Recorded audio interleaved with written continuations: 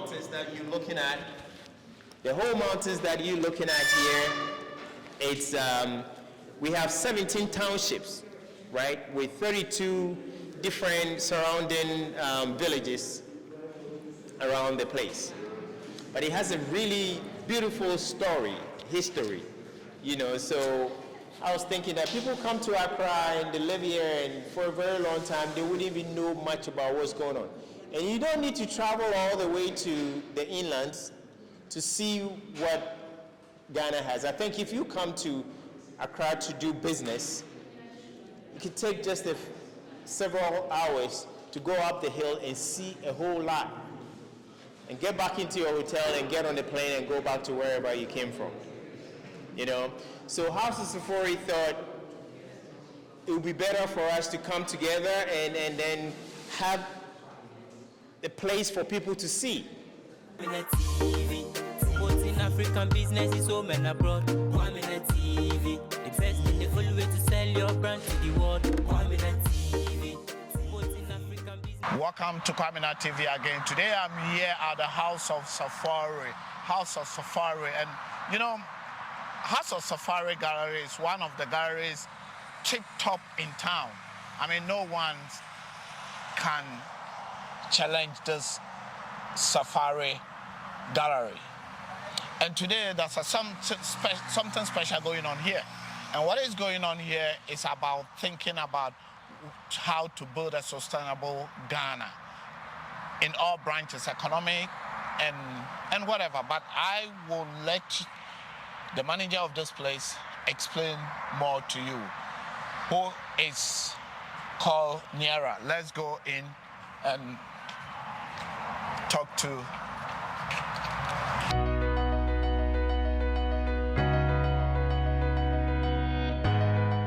Okay, so we're here at House of Safari, Home of Art in Oyarifa, and we're having the Gathering of Great Minds debate, a panel discussion on how do we practically build a sustainable Ghana. A very timely conversation. I think it's going to be a great conversation. I know it is. And a great debate. So, which people are you expecting? So we have a dynamic panel today. We have Cordy Aziz Nash, who is the CEO and founder of Environment 360. All right. We also have Ambassador Devisha L. Johnson. All right. And we also have Dennis, who is an architect. He's a local architect, a Ghanaian. So I'm very much looking forward to what they have to say. I'm sure that it's going to be very insightful. Tell me 1 minute about Safari Gallery. House of Safari? House of Safari, so yeah. Why don't I invite Safari himself, the man himself, the amazing artist, Safari. All of these beautiful works that you're seeing on the wall, Safari, his gifted hands created them. The sculptures even that you see, he also created those. Mr. Yao Safari. How you doing? I'm doing good, and yourself? Doing great. Niara, you look wonderful. Thank you, likewise. I'm a reflection of you. That is great. We are here at House of Safari, and I want you to tell me just a bit about House of Safari. This is just for what we are doing, about just a bit about it. And Niara said, you are the main person. If I'm here, I need to talk to you. Thank you very much. So my name is Yao Safari. I'm from this area up the mountains of Kapong. I grew up here. I studied here a little bit, went to the United States and studied a little bit, worked and started painting as a hobby. And then it turned out to be my profession. And for the past 25 years now, I've been doing this. Wow. And I paint, I draw, I sketch, I design, I do make textiles, furniture, sculptures, in almost everything. So to me, I think when you're an artist, you need to be versatile. I think when you're an artist, you need to create and not to copy. So I've tried my hands on everything, and I'm growing out of that. So basically, House of Safari was established in the year, I started painting in 97. Wow. 98, 99, I felt I could be doing something for myself regards to my business. And I didn't look at it like just painting and giving my artwork to somebody to sell it for me, but to be able to do it myself. So the business side of it, with my experience being a national athlete here in Ghana for some time, before going to the United States, working in the Ministry of Foreign Affairs, as my national service, and then working for Nordstrom as a salesperson. I think I had that, those qualities to be able to have my own business. And for the past 25 years now, I've been in the industry. Fortunately enough, we are all over. It's not just about the artworks alone. We have a school, we're doing tourism, we're doing all this. It's everything that. We have a long story to talk about. Right. Not today. Today we are here purposely for how to build, the discussion out there. I just wanted to give us a rundown for people to know what exactly is happening. So we're going to come to you. You're not going to come to us. We're going to come to you. Appreciate it. Thank you very much. To sit down properly. Yeah. And for you to tell us everything about it. I think when you were doing a project on Niera, I think she infused a couple of things in there. It was very interesting. So. Yes. She's a wonderful person, very active, very competent, and so we really appreciate who she is and what she is doing for us as well as House of Sephora. There is somebody else that I wanted to bring in because that is Jake, and Jake is also a manager, House of Sephora, and he's been managing House of Sephora for some time now. So it's a good teamwork. That is great, and I would love to meet Mr. Jake. Yeah, I'm Jake K.Y. Anderson. And I'm Safori's cousin. I'm in the arts too. I'm a photographer, graphic designer, and a writer as well. So he's my cousin. As she told you, he's an artist. So the two of us sort of team up together. We think we can, with Naira and the others, we think we can all come up together and then start something artistic here, a creative hub where people of all shades of creation can come around and then, resolve themselves here. So basically that's the idea. Yeah. Thank you very much. I'm not going to waste your time too much because I know Niera want to go. The program is going to start. We will have more talks after. Okay. Good to have you here. Thank you. Thank you, Niera. You know that. You're always Niera. She's a sister that I met, and anytime we call ourselves, she's so wonderful. That's all. That's it. Right. Round down, she's wonderful. Okay. And I love you so much as a sister. All right. So keep watching Kwaminat TV, like, subscribe, and share. Let's go to the program where it's going to start now. I love you guys. Great minds today. This is our second debate here in House of Sephora. Our first one was on the role of music in society, and tonight we're going to be discussing how do we practically build a sustainable Ghana. Now, sustainability has become one of those buzzwords. So I wanted to, tonight when we have this discussion, I didn't just want to discuss how do we practically build a sustainable Ghana, but I want for those of us who are gathered here, I want us to network, I want us to build and connect, and to actually come up with solutions, right? Because I'm all about being solution-based. It's one thing to have a discussion, but it's another thing to move the conversation forward and to actually make transformative change.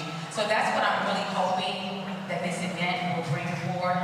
And those of you who are here tonight, that you will exchange information with one another, that you will connect with one another, and that you will stay in touch. So we have a really dynamic panel this evening. I'm very, very excited. I've been looking forward to this event for over a month now. As I said, this is a topic that I'm very passionate about because I recognize that we do not have infinite resources. If not, I have a loud mouth, so I can project. As I was saying, we do not have infinite resources. And as someone who's been here in Ghana for a little over a year, just driving down the roads, those of you who are here, I'm sure you see the same things that I see. So it's a great concern, it's a cause of concern for me, which is why we planned this panel discussion.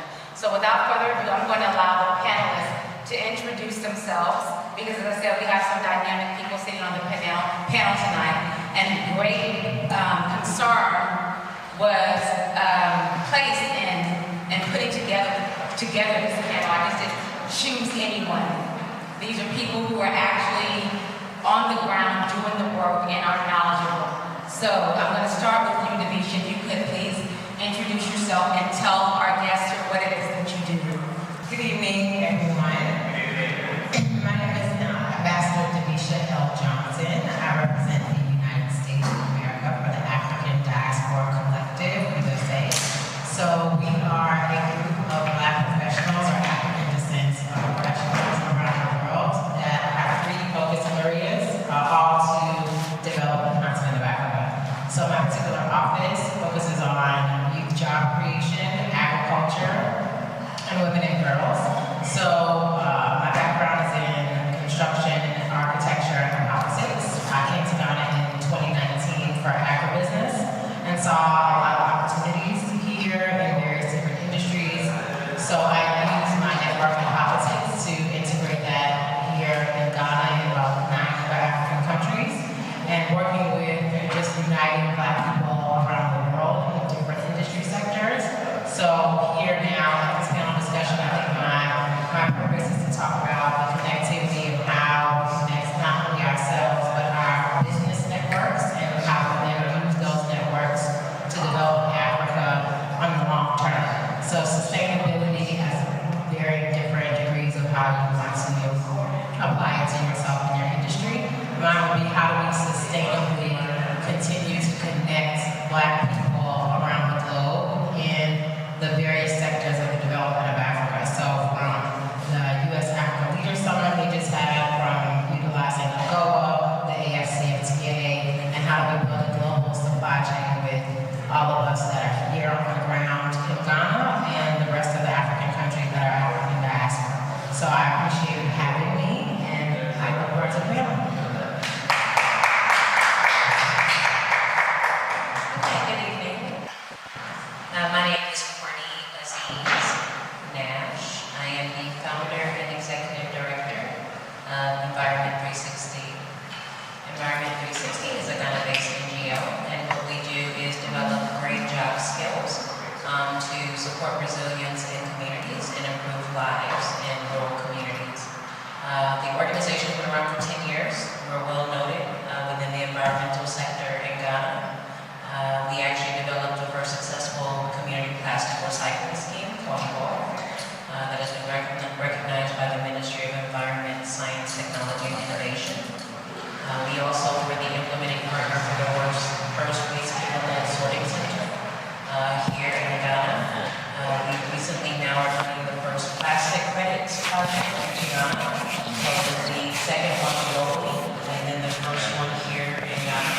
And we launched the Circular Innovation Hub in Doha in March of 22, which is also the first of its kind in West Africa. And it serves as a hub that basically brings together technology, technical skills, partners, and finance in order to support sustainable methods within traditional craft making, particularly in the bead sector. So this is what I do. Very pleased to also be here and share the panel with such notable individuals. Okay, so I'm Dennis Timagwaji. I'm an architect for Legacy Design. We actually deal in designs using local materials, matching to the modern trends to come up with something like sustainable and earth-friendly, very airy and very nice, with the best in terms of sustainability, airflow, bringing in natural light to the buildings, using of solar panels and all that to make the design more sustainable and cheaper. That's basically what we do here.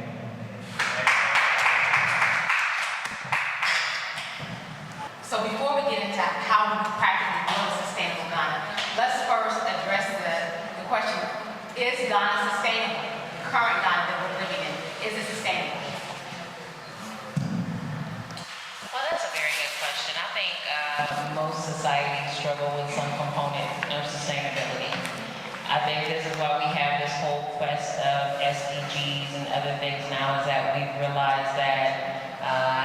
different models of growth and economic models may not always be beneficial. One thing I do think about Ghana is that it has a lot of potential.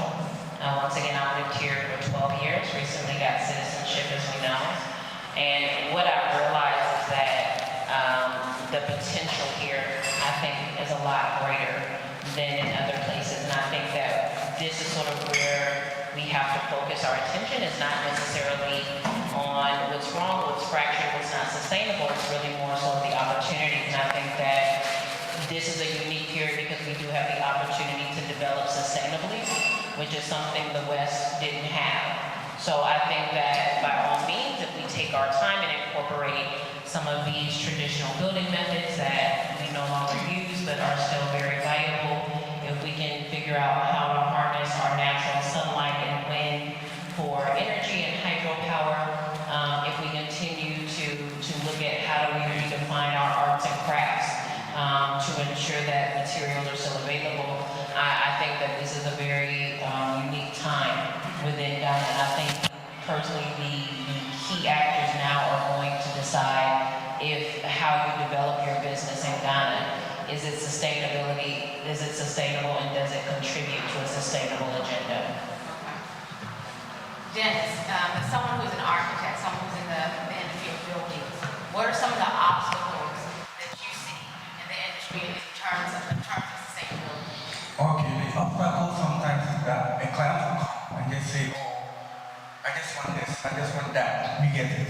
Not really delving down into what really fits the continent, you get it. So basically, the client will come and say, oh, I want this windows to be this way, that way, this way, this way.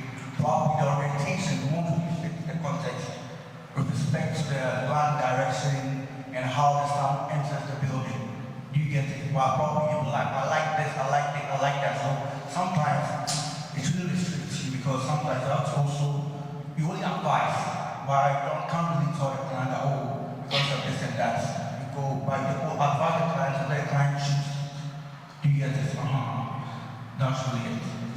But basically, like, sustainability is really broad, but to make it in a nutshell, it's like a regular and play system. In the sense that if, for example, I'm working here, I'm living here, I'm staying here, I can have knowledge at that same cycle. You get it? That same cycle gives a sustainable impact to the society. Or like, for example, if I'm working here, I have to pick a car and go that long distance, you get it? So it's basically you have to come together and create a context in which we will have everything in a cycle that can move around and do everything in a cycle. For example, if you are building, our advice is have a vegetation at one side. You get it? Nurture your own plants, nurture your own feeds. Because sometimes our friends will say, oh, I'm sustainable, maybe I eat food, I eat fertilizers and stuff. Do you get it? They're not organic. Do you get it? So you might think you are being healthy and stuff, but the things you are buying outside, that you think are healthy, are not really healthy. But if you have your own land, you have your own house, your backyard, the manure, the cow there, you use that same thing to do it. It's natural. You get it? So you really reap what you really want to do. Because you can have people who are like kidney failure is really on the rise. No two ways about that. Kidney failure is really on the rise. No two ways about that. And like some people are really doing the things that they have to do, but still there's no result. And it boils down to the work and live and play system that they are ignoring. Do you get it? Yeah, so that's I wanted to ask you a question. It's something that you said. Are you advocating that we as individuals begin to grow our own food? yes. That's the best because, for example, this water, for example, it might be edible, but I don't know where it came from. I can't trust it. Okay. That's the natural truth. I can't trust it. Okay. You get it? I understand that, but how do we as a division, right? Yeah. Maybe division doesn't know how to grow tomatoes and cucumbers and cabbage, right? So where's the starting process? Where does division begin? How do we as a society move towards that? Yes. As individuals growing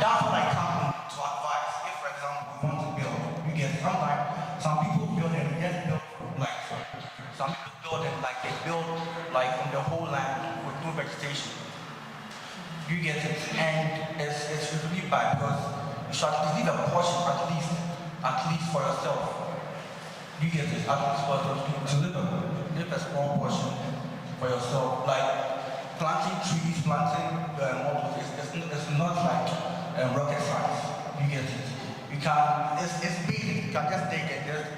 So you don't really need. That's simple. Yeah. You don't need the class. Yeah. Okay, so we're talking about personal accountability now. Pass the microphone to Devisha because I want you to tackle this next question, right? Because when we talk about sustainability, going green, there's a lot of, I would say, focus on personal accountability. You touched upon that, right? Taking short showers, as you said, growing your own food. Devisha, how much of the onus is on us as individuals as opposed to the government, right? And in terms of creating a sustainable society? Okay, so I think the answer is twofold. So first I would say we have to be accountable to understand that I think Cordy and I were having a private discussion over here about access to information. So a lot of us have, because of the internet, the fourth industrial revolution, but particularly COVID, has gotten all of us, whether we realize it or not, on the computer or on the internet. So we have access to information. So what information you're accessing is important, but also what you do with that information. So I believe in people power.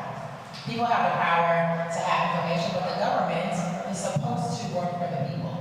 So the difference I would say between here and Ghana in that regard is that what I've noticed in Ghana is that when government makes a decision on something that impacts the people, if the people do not like it, they will make enough noise where the government will shift. One example of that was the COVID vaccine at the airport. Ghanaians and those in the diaspora were charged $150 at the beginning. Ghanaians were like, no, that's ridiculous. We shouldn't be paying that. So the government changed it to $50 if you're a citizen of Ghana, and if you're not, it's $150.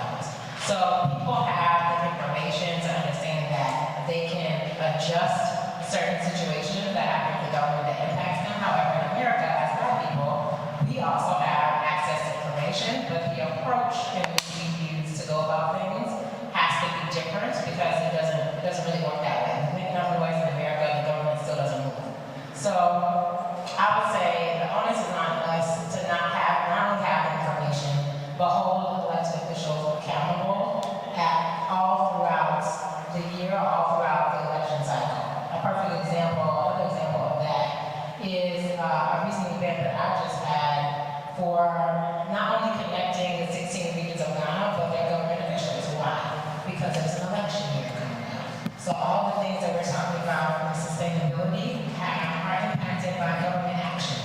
So if the people of Ghana can get the government to move a price from $150 to $50, if the people of Ghana have the election year is coming up and they understand the information or how they can make change, they can better capitalize on these government people and what they're going to do to impact their society. The second thing I would say is that we as a collective, we're all individuals, but as Black people, which is who I focus on, as Black people, as a collective, we're still one. So we have one voice in the sense that most of us that come here that are expats specifically are coming here to do some type of impact, whether it's personal for ourselves and impacting ourselves, or it's for impacting our family, or trying to leave a legacy that will impact the rest of the continent.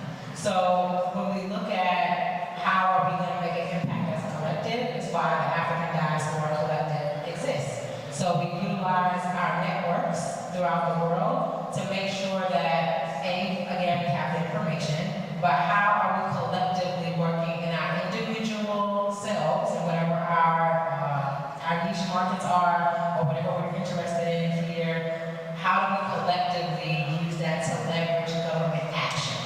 So that's how we put both of those things together. So you as an individual are doing something, Cordy's in environment, young man on the end is in architecture. How do we all connect ourselves to then utilize that collective power with the proper information to then have government take action? I think the citizenship ceremony is a good example of that. The year of return showed government, there's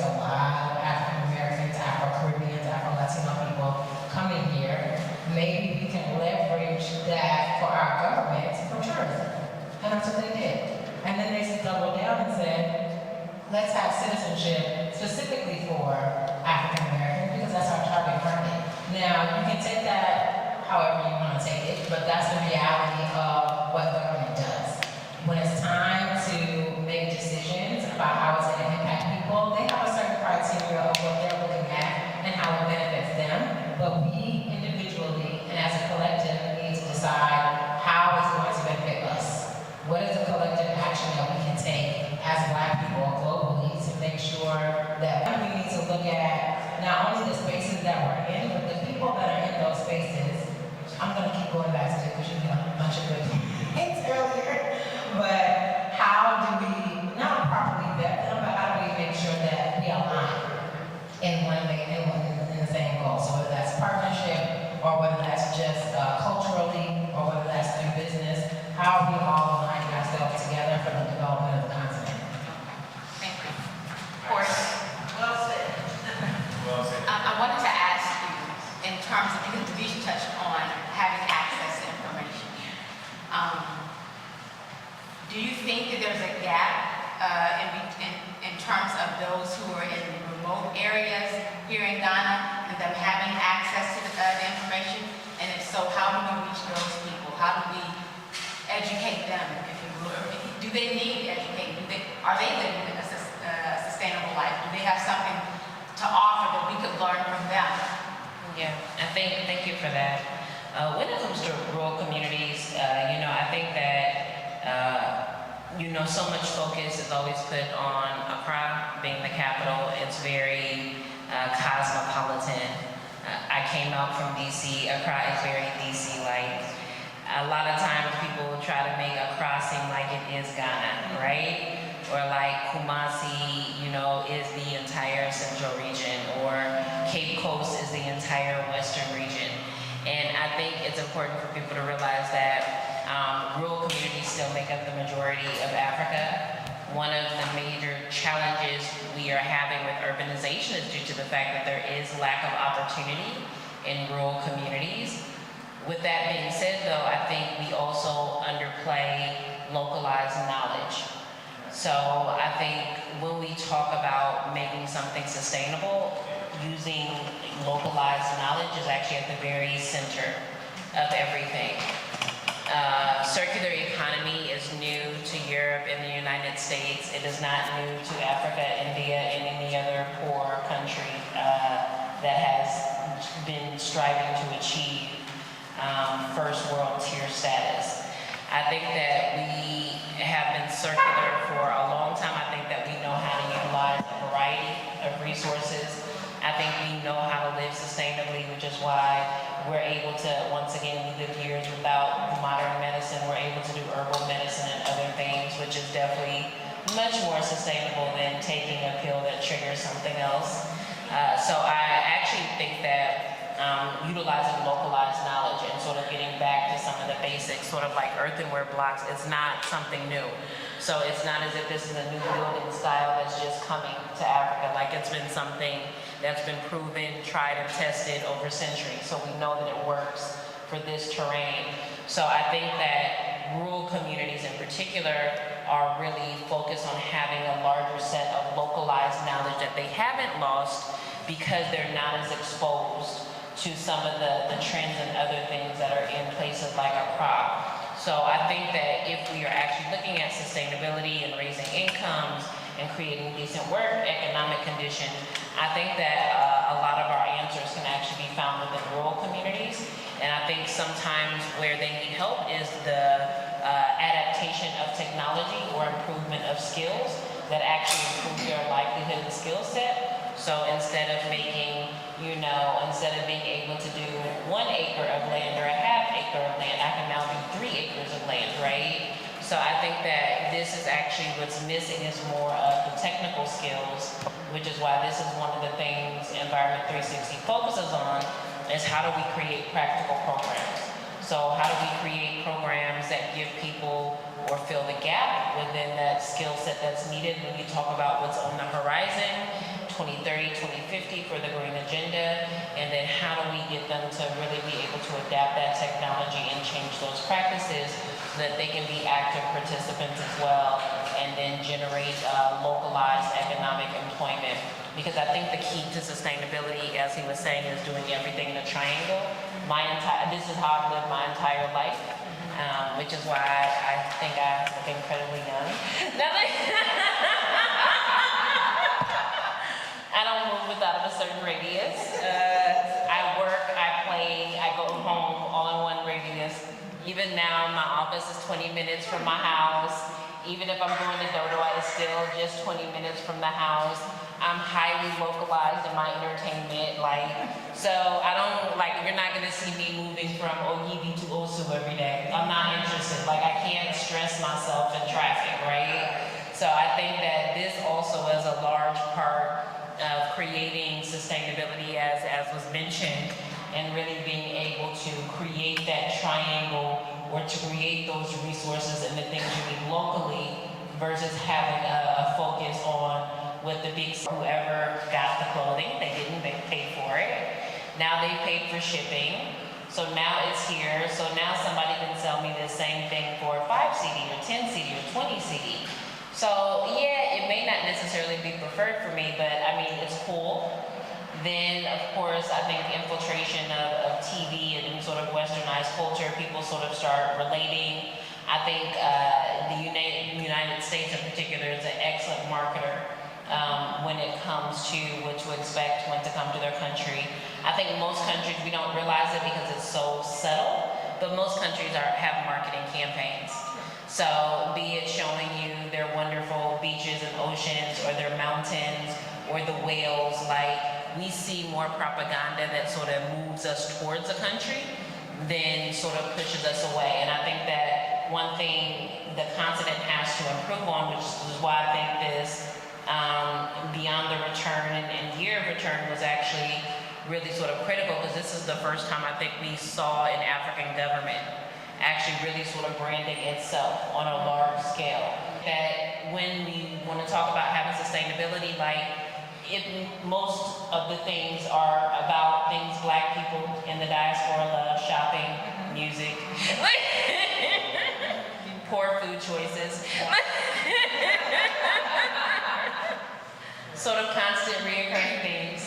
Right. So it would have definitely been better, I think, to have matchmaking sessions, innovation sessions, technical exchanges. I think this would have been much more beneficial for us moving towards a sustainable gown. Thank you for that, Corey. Dennis, I wanted to, because you touched lightly about, Corey mentioned about the earth bricks, but everybody in here may not know what those are. So if you could please explain to the guests what exactly are earth bricks and why it is a much more sustainable way of building. Okay, so let me just do it like this.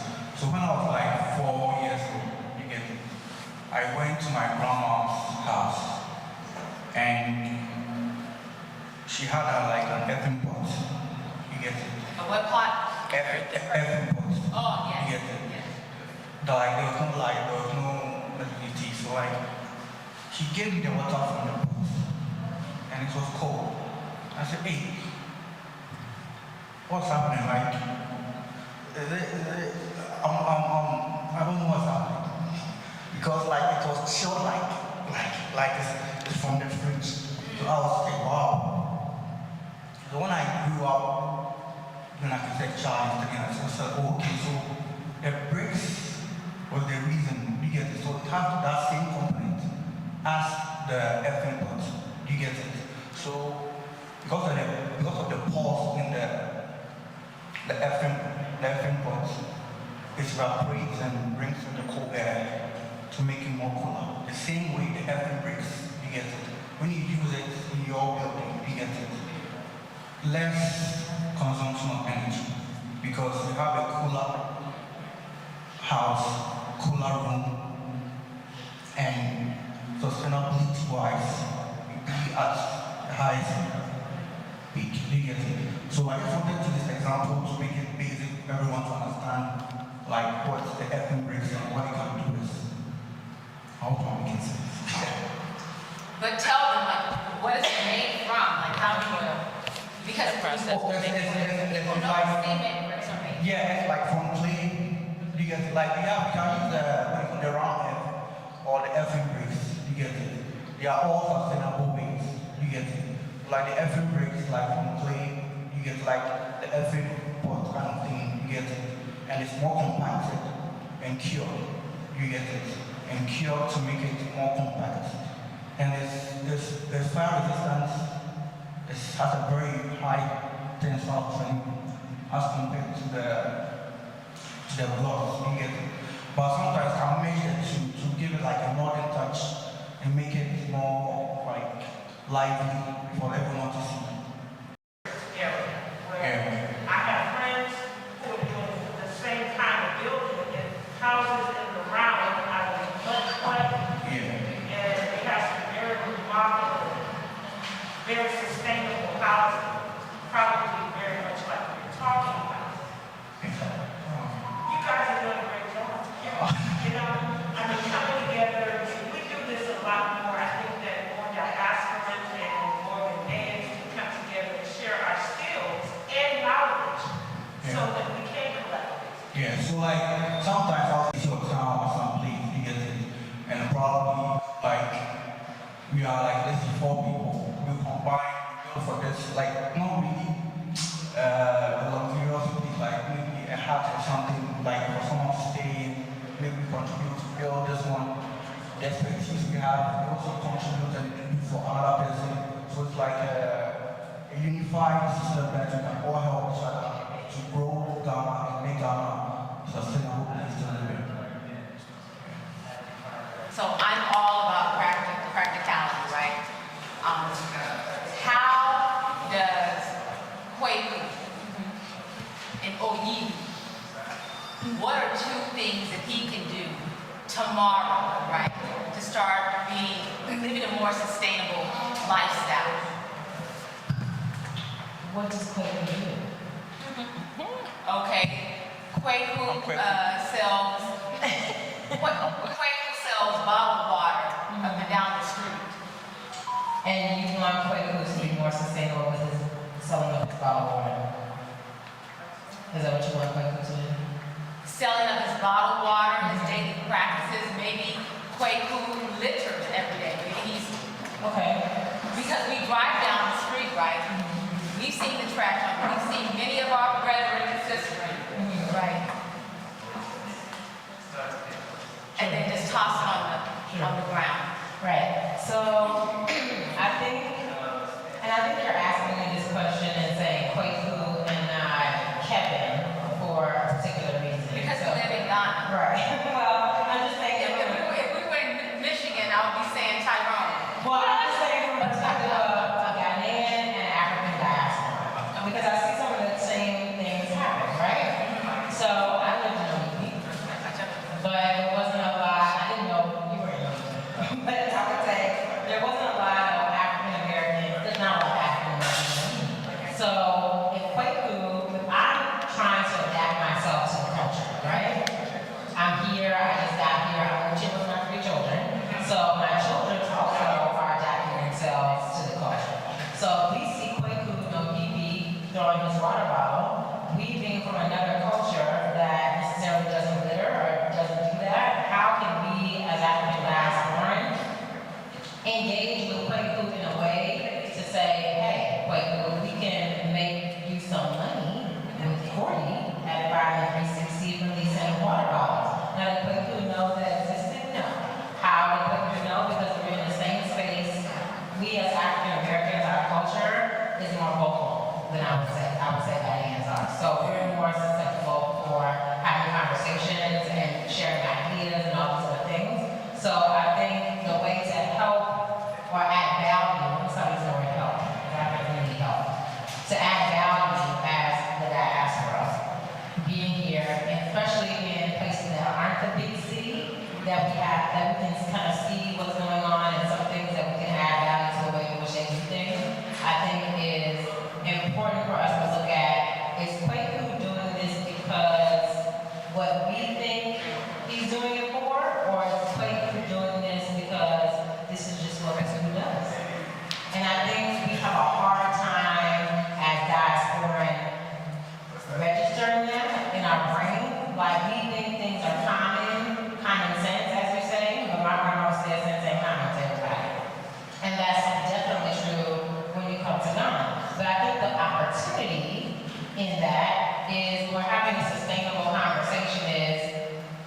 the economy is not stable. Let's just go there for a second. The economy is not stable. So if Quaker has a bottle of water, and I as a diasporan, I know 40 because we're in this same space on this panel, and she's already explained what she does, then it's my job as someone that knows and has information to say to Quaker, hey, you know you can make 500 CDs if you take that bottle of water to my grandmother.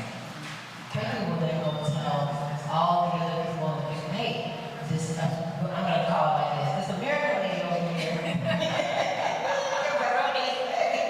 Right. I'm fully integrated. Nobody thinks I'm foreign. Wait. But the American lady over there said, we can go make some kind of seeds with these bottles of water. So now, how have we made this quick food from these bottles of water a sustainable practice? Well, he can throw it away just on the roadside. He can go, I'm assuming they have some, now I'm guessing what's going on. I'm assuming there's drop-off centers. We're a little bit complicated. Okay, but there's a mechanism. So I can't take from Quaker. He's not my target audience. But there's some mechanism in place that maybe he did not know about. So again, information sharing, the African diaspora, in my opinion, our job here is everyone talks about knowledge transfer and skills transfer, and that's great. But if you don't understand that you don't know anything when you come here, because the things that you think you know are so uncommon to the local Ghanaian from living. It's a perfect example. So I think if we take the time to go to places like OUE and get outside of a crowd and have some interactions with regular, everyday, going to work, trying to pay your school fees. I'm a single parent, for 25 years. So when I came to Ghana, it's not that hard of an adjustment. There's a lot of people in Ghana that are just like me. So we can have genuine conversations with each other. I think that there's a perception from some Ghanaians that African Americans are elitist, or we just think we know more. And yes, that's somewhat true. There are a tribe, as we call them, of those people. But a large majority of us are just regular, everyday Black people. And we're coming to the continent with our little monies, however that little monies is. To some people, $1 million is a little money. Some people, you know what I'm saying? So whatever we're coming with, whatever dollars or cities that we're adding to, we need to be engaging with the local community to see how is it that we can add value to the knowledge transfer, but in a way that people make money. People talk about capitalism like it's a dirty word, but when the economy was at $1 to 14 Ghana cedis, there was a real big conversation around that. My bread went from 5 Ghana cedis to 10 Ghana cedis. So now I'm eating half a loaf of bread instead of a whole loaf. 22. So, but depending on if you're in Accra or if you're in OUE, the bread prices will change. So if you was baking your own bread. That part. If you're baking your own bread, then that would be another thing. So I think knowledge sharing is important, but again, I'm gonna go back to what I said earlier. You have to be present, but you also have to be present in certain spaces that may make you uncomfortable. Because I go to within the market and learn my lesson the first time. When I go as an African American, I don't speak. Yep. Don't make eye contact. Don't make eye contact. I nod my head and say, this is how much I know you lie, but it's true. But these are the things that you have to do to adjust yourself. But I think it's also an opportunity. Because when other people come here, we don't want a perception that one bad apple spoils a bunch. And it's the same thing the other way. Just because one particular person did not do something the way that you wanted it to do does not mean all of Ghana is this way. Just because Accra is supposed to be the jumping spot, like I went to Tamale, there were some nice little spots in Tamale. Court made a good point about that too. If you're in a triangle, then it shouldn't matter if your triangle is in Cape Coast. There's a lot of people in Cape Coast, a lot of African Americans in Cape Coast, a young group of African Americans in Cape Coast that are making something out of that area in that same little triangle. But there's places out there also throwing wells of water on the road. But those same African Americans have said, hey, bottles of water to make artists. And now we're going to start selling. And I know some of these people. So I think there's so much opportunity, especially in the creative space, to use what local culture does as a culture and what they do on a regular basis to then help build the economy, which then can become sustainable. Thank you. Recycling is actually the very last step in circular economy. I think that we would have much better effort if we spent our conversations on redesigning products, rethinking business models. Myself personally, this is why I think E360 is probably the leader in so many areas. I'm more interested in sort of the innovation part of it. There's a whole lot of background. I don't really want to go so deep into it, but there are a few changes. It's important that when we look at issues, you don't just look at the surface level of the issue. As Devisha was saying, I think coming from a certain environment, because so much is sort of done for you to pacify, I think you miss out on certain things or nuances, certain conveniences that maybe you take for granted, that when you come to some place like Ghana and it's not set up, it's like very like in your face. Trash is actually subsidized worldwide. It's subsidized by your tax money. In Ghana, we still have almost 80% of our economy, which is informal, which means it's not paying taxes. You should also realize that most countries have some extended producer responsibility policy. Ghana has some in the works. It has started fully moving. I don't think the issue is recycling. Even recycling now, prices of PET are tanking. So Mostly the hazardous waste issue is the problem. but hazardous waste is, when I think of hazardous waste, I'm thinking of, can you define hazardous waste to make sure we're talking about the same type of waste? So there's two different things. You're absolutely right. Just the waste and pollution that is generated by the waste that we see, not just plastics, but in every neighborhood, you can see that. So it's a culture that It's not a culture. Please, I don't want to, like, so this is something I get very passionate about because, like the beach said, I've lived here for 12 years, and I think it's important that we don't bring our mentality of what we think is normal someplace else, because we have a lot of things that aren't normal. So, as mentioned, there's one key factor looking over. There's not an issue with individuals not wanting to recycle. Nobody wants to live in a dirty environment. I don't care who you are. No human being wants to live in a dirty environment. Key factors that are maybe different from the environment you are used to, or maybe you have been exposed to. Let's keep them in mind.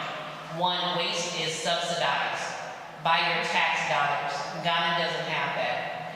So waste typically is a non-sustainable business. Waste is a non-sustainable business. Worldwide, it is non-sustainable. The thing that makes it sustainable is the taxes they take from your check that are then routed to a municipal assembly, which are then routed to a private company. So you're not actually only paying your trash bag, but that money they take from your taxes for state and local taxes is also used for that purpose. The energy is better put there. So figuring out, like Devisha said, how can you utilize this as a resource? How can you provide people with the technical skills to do something? How can you leverage localized knowledge that has been around for centuries, like earthenware, to bring that back? That's where I think our energy should be focused on. Not saying that Accra is dirty, because if you travel the world, Accra is not the only dirty place. Yeah, so I mean, I got off the train in Belgium. I traveled to Belgium to speak at an event 3 years ago. I got off the train, I arrived at 6 a.m. Come and see the trash downtown. Right? It's just because they have tax money to clean it up before people wake up. Right? So that's the difference. Yeah. It's something that we can do, because if it's a creative thing that can be done, then we can employ the communities to do that. Yeah. If there was some kind of way, like you suggested, as for plastics, could be some way to generate a small income, it would be something that would be done. So I'm just talking about solutions. Yeah, I agree. To say, because I've only been here a year, but I've been back and forth to Africa, and I've been to many other countries too, and I've seen the same thing. Okay, so we're not picking on Ghana, but I see there's a problem that needs to be addressed, and that's the love your solutions focus. I just want to jump in really quick on. I think let's drill it down to like what I said from the surface level. So when you made the comment, and I'm sorry, what's your name? Ngozi. Yes, everyone calls me Ngozi. Okay. And I'm a safety engineer, so I deal with issues like this, and it's just a part of it. Okay, Ms. Ngozi, thank you. I'm going to make a statement and then I'm going to give an example. So I'm going to ask a question first. So when you said they don't think it's important, can you... It's not that they don't think it's important. Mhm. We do not think it's an issue because our communities are polluted and they're running in the communities. There's an issue that it's not that it's a priority because people are trying to survive. And I Sure. So people don't have time to worry about picking up trash in the community. That's an issue. But I just assumed that the government, and you just explained to me why, would be more apt to do such a thing. I see, even when they do have the people who come to pick up. And I think I take this perspective because I spend so much time with shouting out because it was very eye-opening. So when we say things like we have to be mindful that we is not really we. So there's different cultures, just like there's different black people from the East Coast, from the West Coast. There's different ones from Kumasi to Accra. So yes, people are trying to survive. So what we may say is not, we may not think it's important. What I've learned in Ghana is what I said earlier, is that what I think is common is so off the mark from what Kwaku thinks is common. So the level of importance of the water bottle on the ground, you would think, or we as diaspora may think that why isn't it important to him to recycle or do certain things when, and then we jump in and say, oh, he's trying to survive and he's not thinking about it. But I want you to take a step back and think, maybe he has no idea that his water bottle is doing anything. Think about it like that. That's the realization that I came to.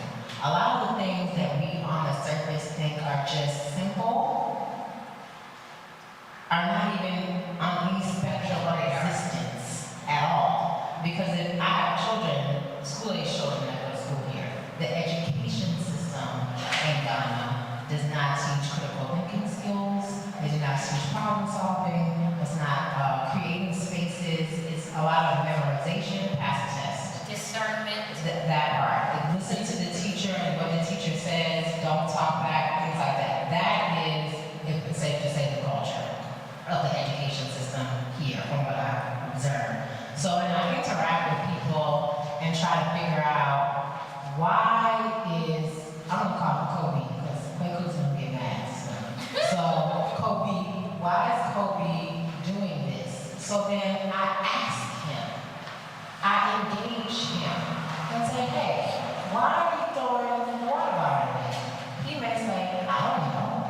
And I would say, well, did you know that if you throw a bottle of water away in that same litter every day, that it will pile up, and then when it rains, Chucky, the rain is now going in your house. It makes me through Kobe think differently now about the bottle of water. One person that maybe it would be, if we. But it starts with one, right? Right. That was the whole start. But there are things in but there are things in schools. So there are things in school in Ghana.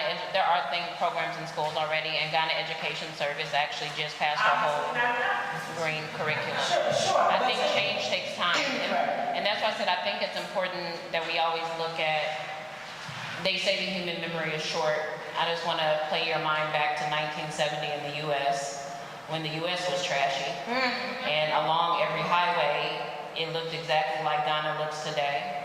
And yeah, you appreciate it now in 2022, but that was 50 years, and really my generation was the first generation that actually had the litter bug, where it was buzzing around talking about don't litter. So, and I'm 42, so let's be honest, I think that there's not and that's why I think this whole thing, people fail to realize Ghana is still developing. Right. If your preference is a developed country where certain things are set up, there's plenty of developed countries. There's plenty of developed countries. Ghana is still a developing country. And I think that if you're looking for opportunity, this is when you move to Africa. Absolutely. I think if you're looking to maybe just have a change of scenery, but you enjoy your comforts, then I think you move to Europe. I have friends that live in Paris. I have friends that live in Turkey, Dubai. They enjoy it there. They couldn't live in Ghana, right?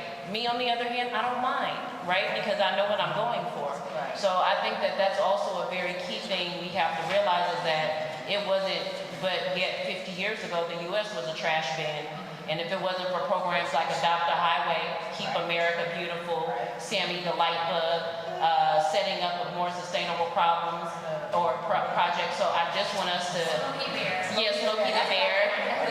I just want us to be very, very clear that Ghana has started, and maybe it hasn't made the progress you hope, but me being here continuously for 12 years, I know that things move very rapidly. Do you think things are better than they were 12 years ago? Absolutely. Like I said, when I first started recycling, absolutely. When I created my organization, nobody was collecting. We were the first ones. The price of a bottle was 30 pesos. In 4 years' time, the price of a bottle now is 160 pesos. Tremendous. So I think that once again, just because you don't always see the change you want to see doesn't mean it's not happening. It's like your real life sometimes, right? You might feel like change isn't coming, but it doesn't mean that it's not coming. Go ahead, please, go ahead. I just want to add, I think just to her point, if I could, I was telling somebody, I think I was telling you, my housekeeper said she was going to quit because I have been, for a year, collecting plastic bottles in the back of my house because yes, recycling is the end of what you can do, but it's at least something, and it bothered my sensibility to throw them away. So I've been collecting these plastic bottles, and she was like, why are you collecting something if you don't know where you can take them? And I was like, there may not, I was like, I don't know all that I could know, but you do what you can, and you plan for the future, because maybe there will be a day where I can take these bottles somewhere. So at the Kantanka Tech Expo, we saw these little boys, high school age, who are making diesel fuel with recycled bottles. Now, I do want to do that, but they're creating something. Now I'm finding out there's recycling. And so I think when we talk about the change and all these kinds of things, it's not always that we're going to know exactly what it's going to be, but we can do things and make our own contributions. And my housekeeper, other people who come to my house have started collecting bottles now too, because they're like, we don't even know what it's going to, so it can spread. So I just wanted to point out that I think these things can grow and it can go quickly. So. Okay, I wanted to ask something or say something. Yes, I would say I'm very grateful to be part of this conversation. I'm a mechanical engineer. Say that again. Can you speak up a little bit? I mean, okay, let me say so I'm Adam, and I'm a mechanical engineer, and the question was asked that how or why is it that we don't have this kind of societal problems sent to the classroom, children at a younger age being, given the chance to, involve themselves in solving these kind of problems. And I would say, like, as a typical Ghanaian, going through the system, like you rightly said, I mean, this Nash, you mentioned that, problem solving is not part of the curriculum, which is very, very true. Going to India, I had the privilege of going to India to have my bachelor's. And I realized that India, back like in the 90s, 1997, thereabout, was nowhere, when it comes to feeding its own people. But now, India is Feeding its own people. And it's not only in agriculture, in technology, it's doing great work when it comes to tech. If you look at the system there, I've been there, within schools, the government try to put incentives or problem solving.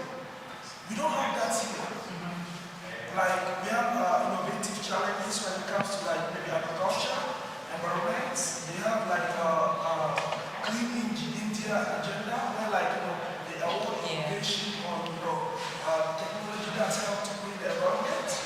We don't have that here.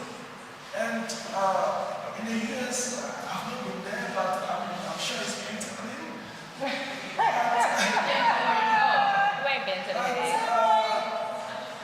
Coming down to all my observation about how we can actually cause change, especially with the help of the diaspora, is the hubs. US have Silicon Valley, and I'm sure there are several hubs that are also there doing what Silicon Valley does in the US. And that helps the US to come at this today. In India, they have Bangalore. Bangalore is playing a major role in India. In Ghana, is genius at marketing the things that aren't real. Yep. And they do that well for the continent. And that's why propaganda. Yeah.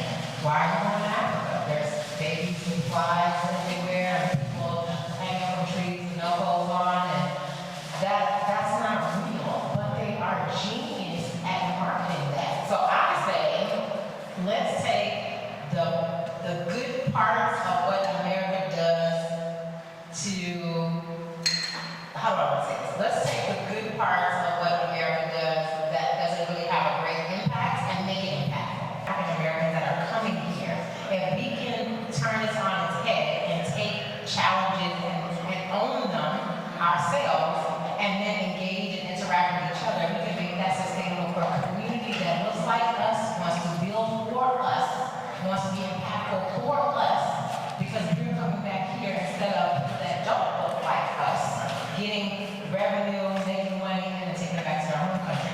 Because for all intents and purposes, Africa is home country to black people. Right. Yes. I'm a Ghanaian who's been away for 40 years. Oh. Yeah. Although I come on holidays and everything. So coming back here, I understand. I understand what you're saying, but coming back here as a Ghanaian who speak the local language, about 3 or 4, I had the same problem like you have. But one thing I realized is wherever you go, the first thing you got to take notice of is the culture of the place and the public policy. These two things. Once you're able to understand that, then you try to create your own niche somewhere. Where you don't understand, even on the, as you say, on a small scale, but sustainable level, step by step. If you don't do that, you're going to get frustrated. Even as vegans, we come with all sort of promises and everything. But I can tell you about 90% of us get disappointed. I've been coming and going and coming, and this is about my 6th time that I said, okay, this time I'm going to stay back. But I can tell you, we are like you, we are like the other people. We are all African diaspora. We can build this continent. Absolutely. I was in Cote d'Ivoire quite recently. The same thing we are facing here. It's everywhere. Yes. But if you think that, whatever is happening in America will happen here, as you were saying, in the 70s or 50s or 60s, 70s, I stayed in London and then Paris and in France. The same situation happening here when you talk about environmental hazards and all that was prevailing over there, right? But it took them a certain amount of time, plus serious and concerted public policies, which we don't have here. We're talking about taxes. As she was saying, Ghana is an informal economy. And how do you collect taxes from an informal economy?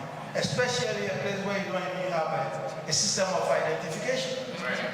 So how does the government really build schools and then at the same time think of collecting garbage from somewhere? So we have to do the education without being condescending. Right. The thing is, when we all come, it's like we are bringing the system from out there. Why it's happening over there? Why it's not happening here? Hey, you are in Ghana, you are in Africa. People are moving at their own pace. Just like, it's not like in the army where you're talking about years and years of that's right. So you can't change it overnight. That's true. And so what you have to do is you have to adapt yourself to the situation and devise a system to change If we really want to do it. If not, you're going to get frustrated and go away. Because we've been going away too. And then come and go and come. And then until you realize that, listen, this is the time to stay. Good or bad. And that is where you become as we say, and then you start devising systems, strategies. If you don't do that, I'm telling you, and we're talking about waste, recycling and all that. Excuse me, it's all blowing air. Seriously. Seriously, at a certain point in time. I mean, Zoomline is still struggling. Right, it's not even a university. So if you come with maybe not a really substantial amount to say, okay, I'm going to, and you think everything, the system is working, so if I'm able to succeed in the States, why can't I succeed here? It's true. By this different system altogether. So if you don't take care, please, you'll be taking unloading a lot. Thank you. Stocks development company in Atlanta, Georgia. Developed close to 3,000 units. Myself and my little brother. And so, one thing I was just saying was that, a lot of people underestimate how significant the business community is in the States, to the point around propaganda. With a varying impact from even the broader government in terms of really instituting the things that people want. So I think that part of the opportunity I see for myself coming to Ghana for the first time is the capacity to engage with elites. I'll use that terminology. But people who have income that can be used and can basically do something beyond survive, right? When you have that capacity, there's something that you can do with that excess time. You can either ball out of control or you can do something for the public good. So I think that's traditionally been for society is just the biggest mover. So I just wanted to understand the impact of going beyond the service and engaging within the context of the local dynamic to create sustainability as relates to, I guess, basically like associations, the groups, the various types of grouping of elites, people who have an excess beyond survival and how that's kind of going. And then specifically, I was curious about it with regards to the traffic issues. If there's anything that you guys are aware of in terms of initiatives from businesses, business leaders who see the opportunity in Ghana overall, but across specifically in our tackling the traffic issues. Okay. All right. Well, can you want to answer his question before he moves? Do you want to answer that? So, a few things I think, this comes back to Accra not really being the city. I think tourists instantly go to Accra. Accra is mainly defined as going to be a business district, the Makola side, Osu, Laboni, Yeniba. It just so happens most of the expats, how Accra is set up, most of the embassies and expats are actually in the cantonments area. They have certain diplomatic requirements for their staff and traffic and other things. So you'll find that they typically are residing in one particular area. They can't live outside of that particular area. As a result, most of the high-end or Neapolitan things, cosmopolitan things that you want to see are going to be found in those areas. And I think that when you don't live a local life, you are going to gravitate towards Laboni, Osu, Yeniba, and then I think this is when you are in this whole traffic situation, right? Because this is sort of what's thought of as cool, and it all it's concentrated because as other people are suffering with the inflation of the cedi, once again, I'm probably being paid in foreign currency. I actually don't pay for my housing. My company pays for my housing, or the embassy pays for my housing. So I think that is the contribution of the traffic situation. Also, if you live in Accra regularly, our traffic is bad, but it's not this bad. This just comes down to steady December. This is why I don't leave my area during the Christmas holiday. It's very difficult to get me to go towards the city. Our traffic isn't that horrendous. This is sort of a one-off thing. However, it great if we did have sustainable development of public transport. I've said several times I don't see why OSU particularly hasn't developed like with these little tuk-tuks, like just little quick drop-off and pick-up points where a tuk-tuk can stop and like put you in, or only allow trotros down the street versus having 1,000 cars on this one-lane street in the middle of town and nobody's going anywhere and 1,001 things can go wrong.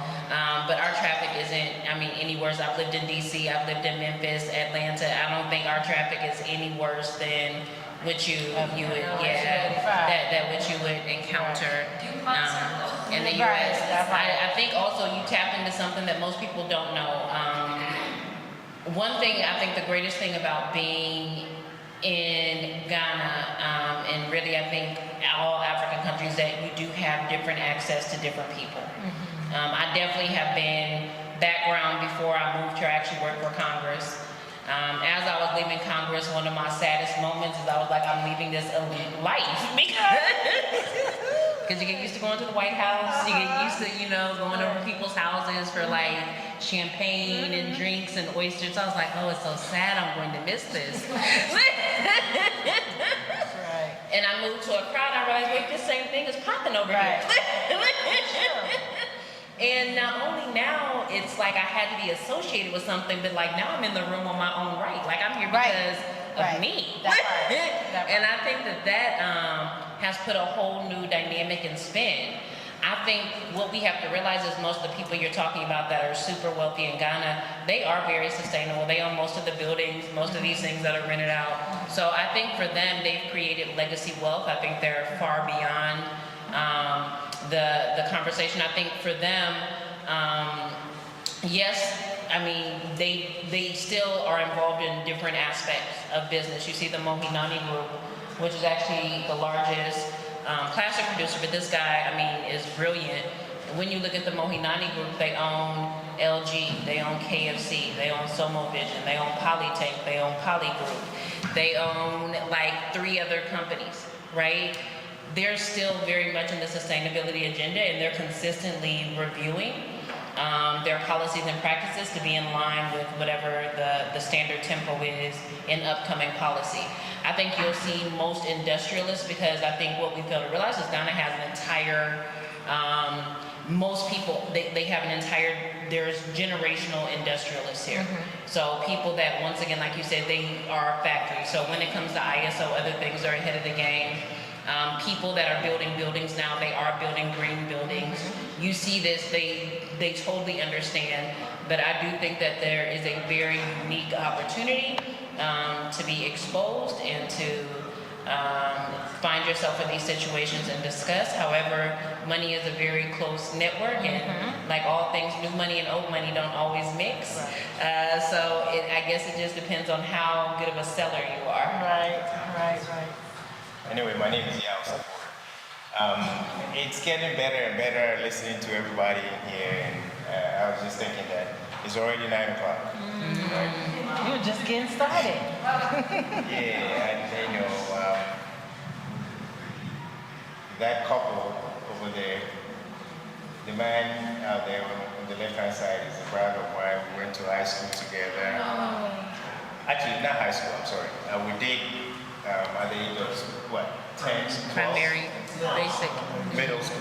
After primary school, we did, our parents put us in a boarding school, right here in Ekopong, 2 years, and then we all went to the same high school together. And I don't know what happened. He had to travel to Switzerland. My parents said my school was mixed school, so I had to go to a boys' boarding school. And I left. And then he came and met me there. And then we all left to go to the US. So he and I are brothers. You know, I was there when he met his wife. And I told him, I said, look, this time around, you're going to get married to her. And it's been how many years now? How many years of marriage? Close to 30. Yeah. Wow, nice. It doesn't look.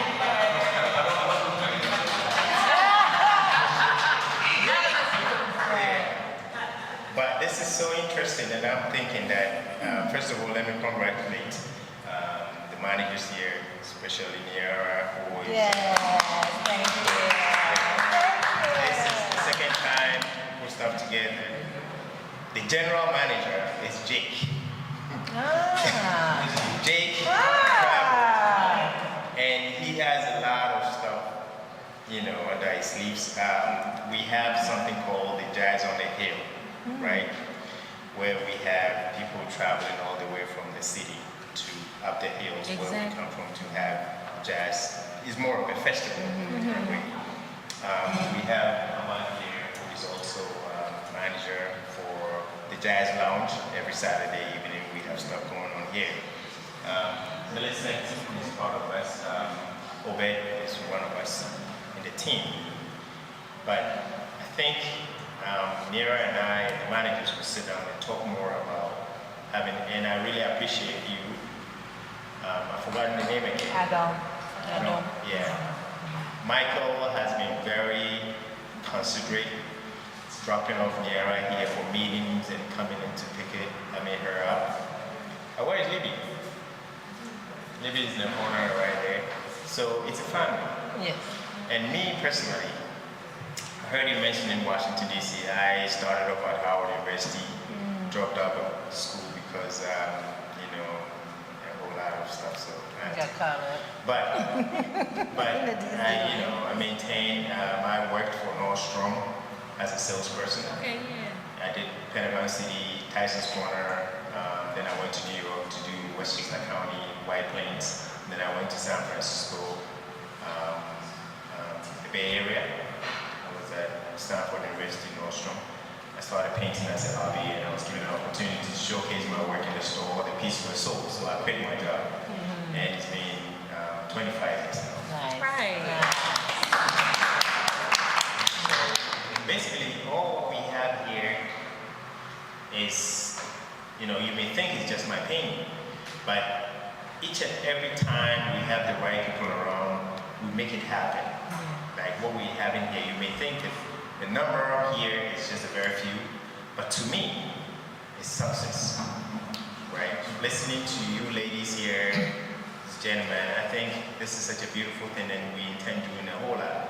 Now, what I intend mentioning is the fact that when I got to the United States, with my friends around me, brothers and sisters, I met some African Americans who took me on as a brother, right? Did a lot of stuff for me. I have a friend, his name is Robin Bennett. His wife is Iantress Bennett. When I met them, they started buying my way. He has the most. He has about 32 of my originals, all right? I brought them to Africa the very first time. They started doing business here. They started off in Gambia, they did Senegal, Nigeria, and then ended up in South Africa for 7 years. They've moved back to Orlando, Florida, because he had gotten himself into a whole lot of different businesses that he thought he may also serve the United States. Right?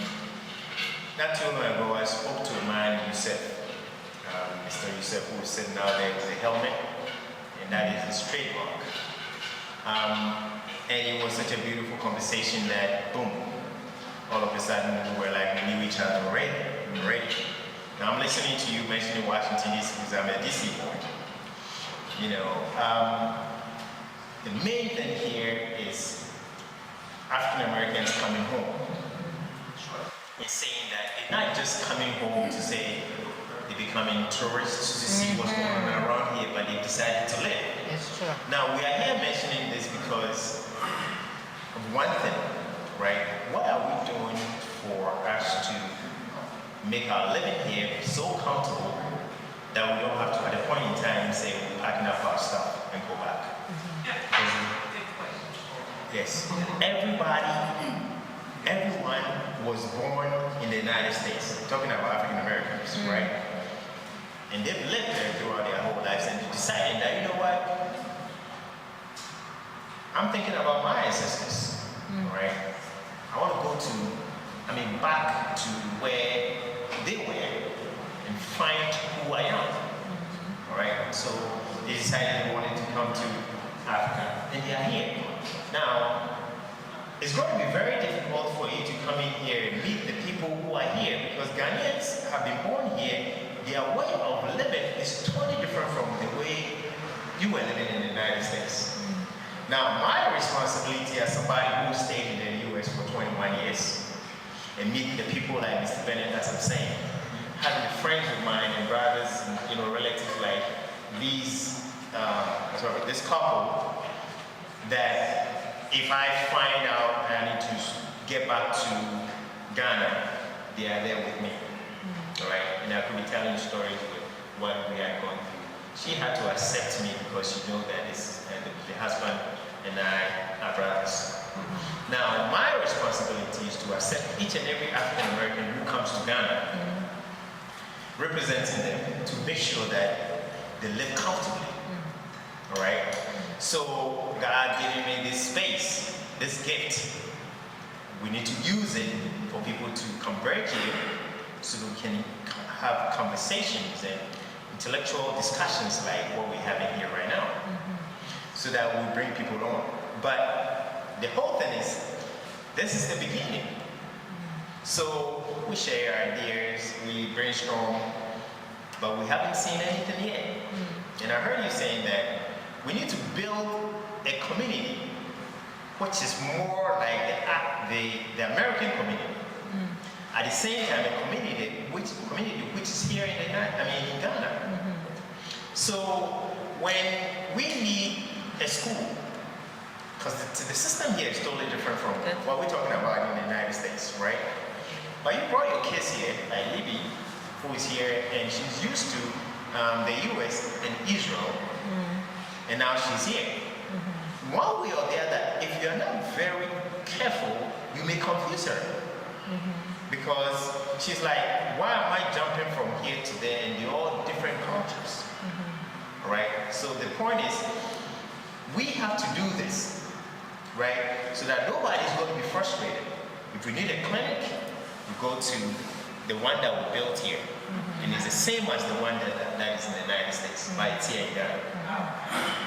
You get what I'm saying? Yeah. If we need a place to live, right, we need to have our own real estate complex, so that we can reconnect with each other, so that this is the point where you're not feeling uncomfortable.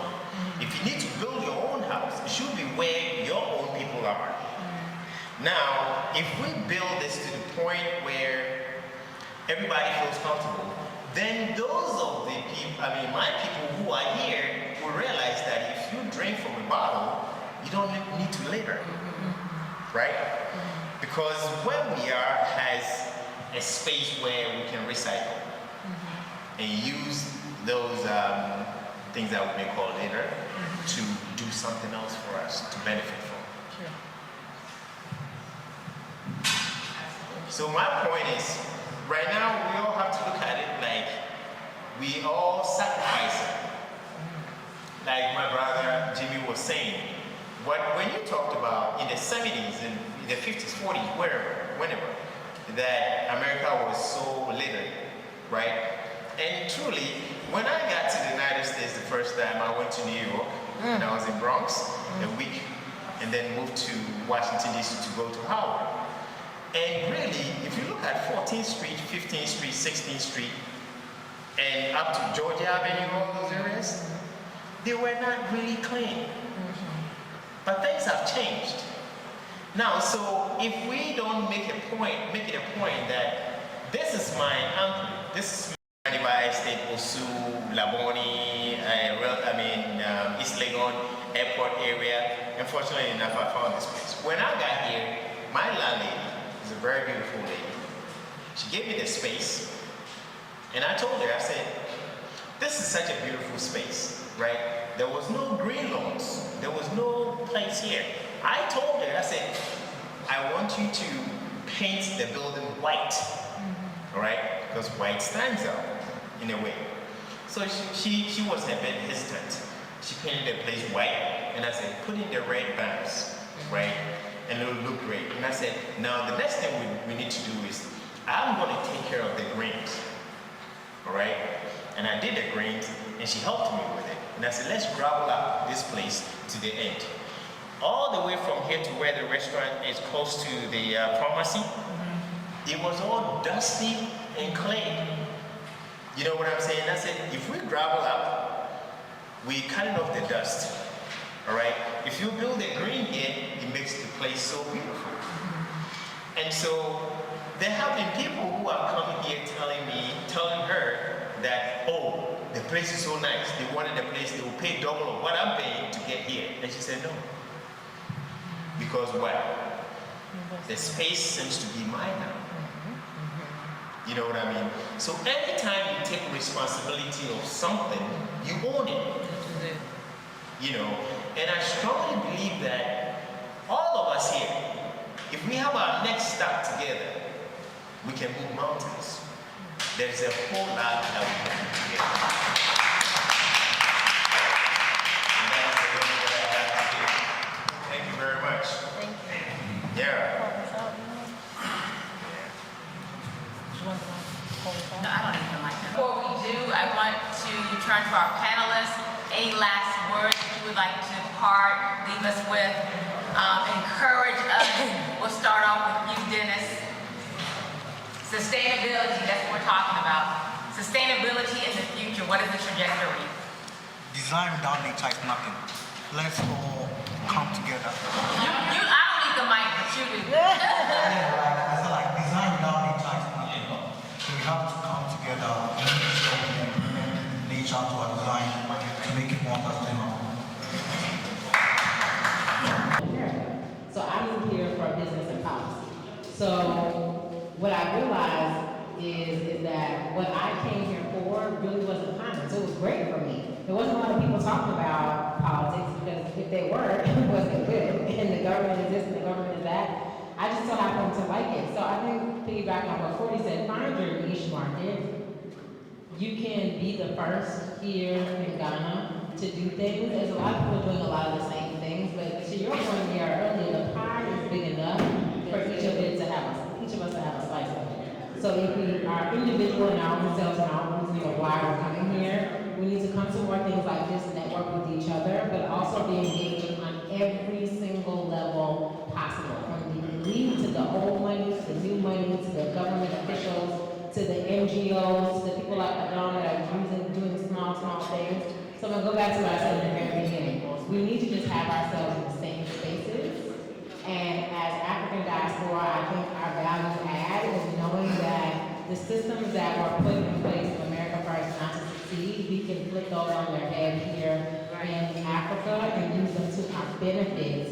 Not trying to reinvent the wheel, but add on different parts to make our own car instead of bringing in the parts that maybe aren't as functional, because the environment here and the culture here is not going to have you having a Mercedes in Oibi. You're only going to be able to drive that Mercedes in a car because of the road. So I think if we take into perspective all the things that are possible and all the opportunities that are here, as long as we start engaging with each other on every level possible, then we can make a greater impact.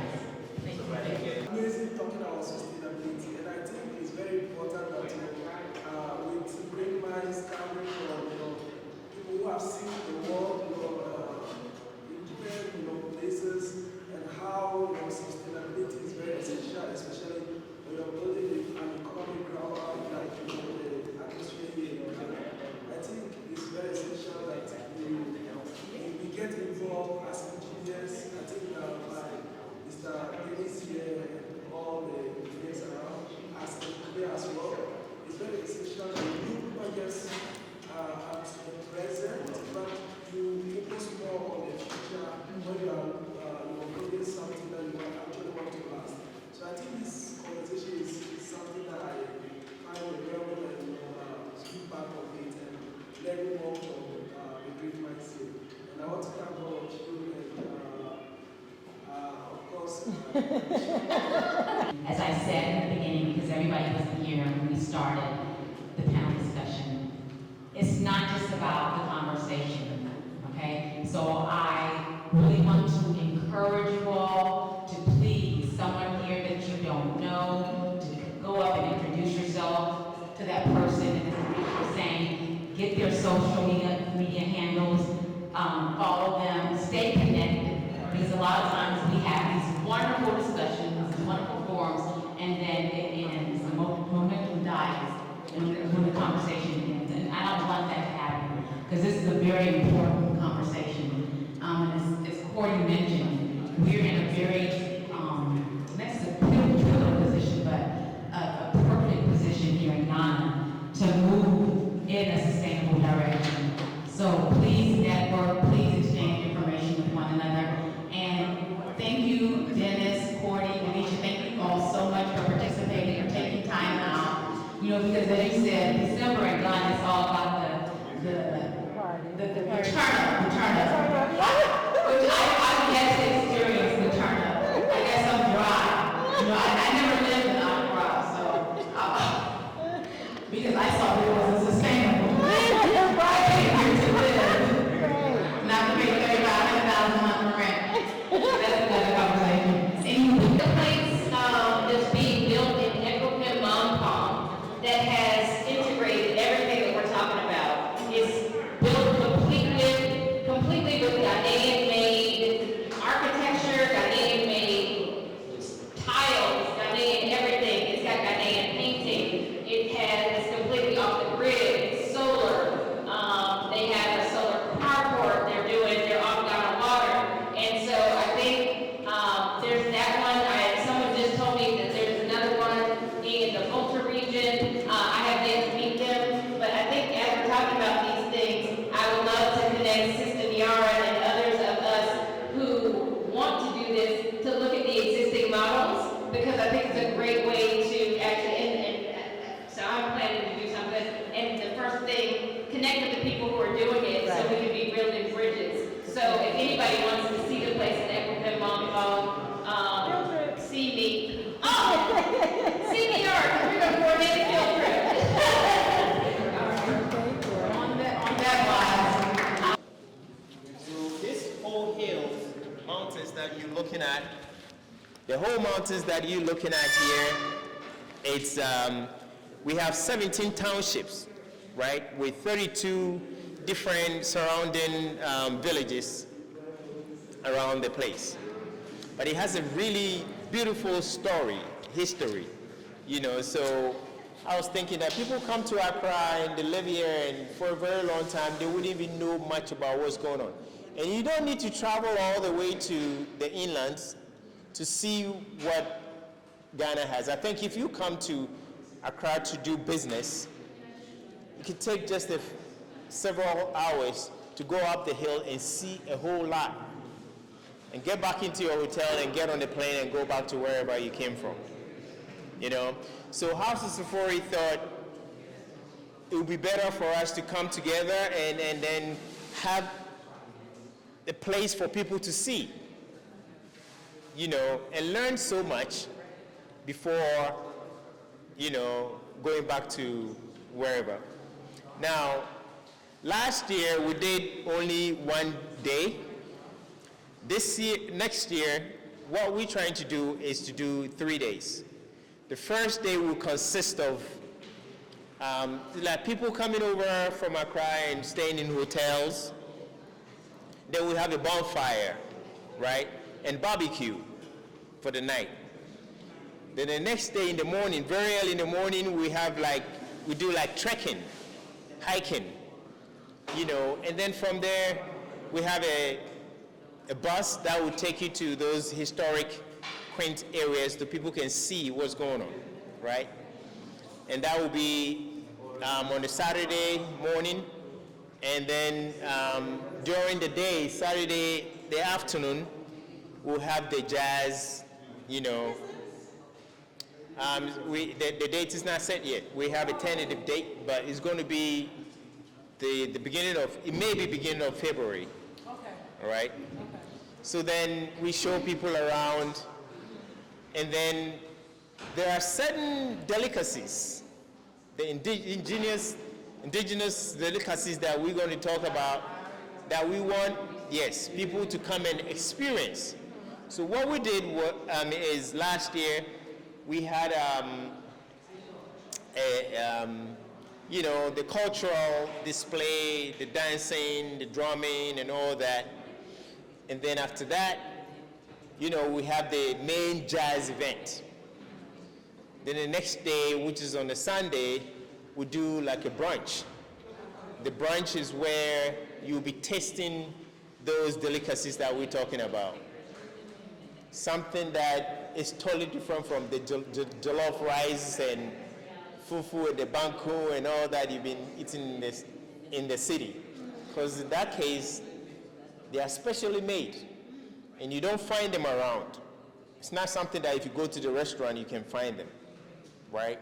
So then you learn much about here, Ghana. You learn much about Ekwapim especially, which is very close to the city. So if you have your name put in our system, then we keep you informed of any new development concerning the events that we'll be having, all right? That is what I wanted to bring it to attention, to you have it in mind. When you see it, you can invite other people to come, because it's going to be really, really nice. Really, really nice. You know, I think, as I'm saying, I did a lot of jazz festivals, right, in the States. You know, Monterey Jazz Festival, Capitol Jazz Festival, a whole lot of different festivals, jazz festivals, and I think it's beautiful. What we intend doing after the Jazz on the Hill, Jake, we're looking at having West African Jazz Festival and then Pan-African Jazz Festival here in Ghana. With artists from the States. Invite most of the artists from the United States, you know, and then bring people in, and then we have, you know, this kind of stuff. And these are some of the things that will keep people grounded.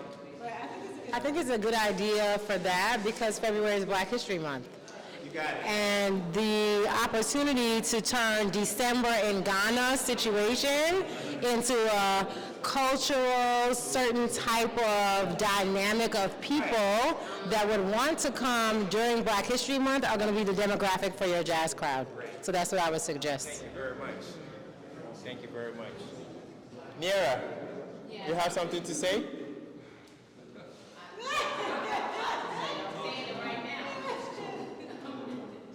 Okay. All right. So basically, that is the announcement that I wanted to make. I'm sure we'll all come together again and we'll announce to you also when we'll be having the next event here. But again, every Saturday evening, we have the Jazz Lounge here. We start from around 5 o'clock into the evening. Yeah. Yeah, we have the lounge here. Right. Or we invite you to invite your friends and everybody.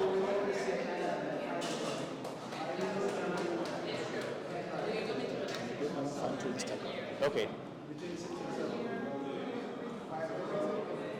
All right, so guys, excuse me. So as I'm saying, every Saturday evening here at House of Safari, we have the Jazz Lounge, you know, and we have all kinds of jazz music and people converge here, and there is food, there is, you know, drinks and everything, you know, just to have people, you know, that this is all the stuff that is going on. It's not basically the Jazz Fest, the gallery alone, you know, when you come in here. The Saturday time is 5 o'clock. We have 5 o'clock into the night.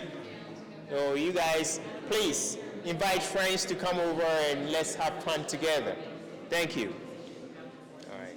Seriously, thank you guys so much for your presence here, for your contribution, and thank you all